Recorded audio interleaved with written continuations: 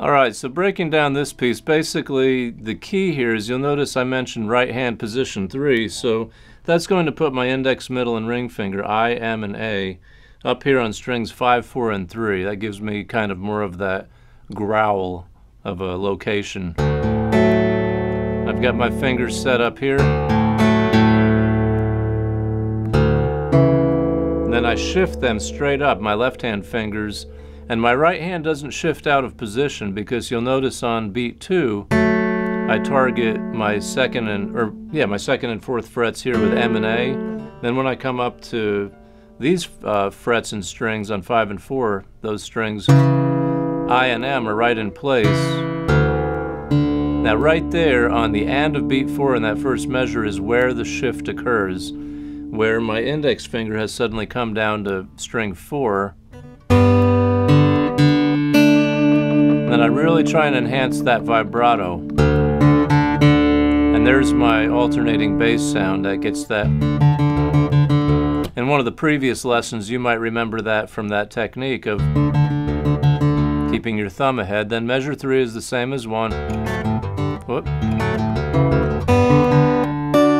Now what's interesting there is if in measure 4 you notice that your thumb comes on beat 2, on the downbeat, I, M, and A all come up, and now we're in position 1. So right there you'll see this is a good exercise just from the first 4 measures where your right hand is forced into a situation where to play this properly without your fingers tripping over each other. I kind of designed this little riff or exercise to allow your right hand to navigate from position 1 to 2, or I'm sorry, from 3 to 2 and then down to 1 here. Then you come here. And then sort of in a section 2, once I start measure 5, I have another variation. I started off by going here and here. Now I'm climbing up this way, so maybe keep this in mind for a compositional idea. It's just a different treatment of basically the same chord. It's just a different voicing. Now on the and beat of 2 in measure 5, you'll notice once again that's where the shift occurs because my index finger, comes up to 5. Try and make sure you get that in there. Whoop. And my index finger on my left hand, this is a real good key to remember, which is when you slide that index finger up to fret 7, it's almost like a glissando it's called, where it never leaves the fret, or the fingerboard rather. And then right there we've got a little bit of vibrato, and then it glides back right into that A chord position. And then you have a pinch there at the end, and then the same thing in measure 7 that you had before.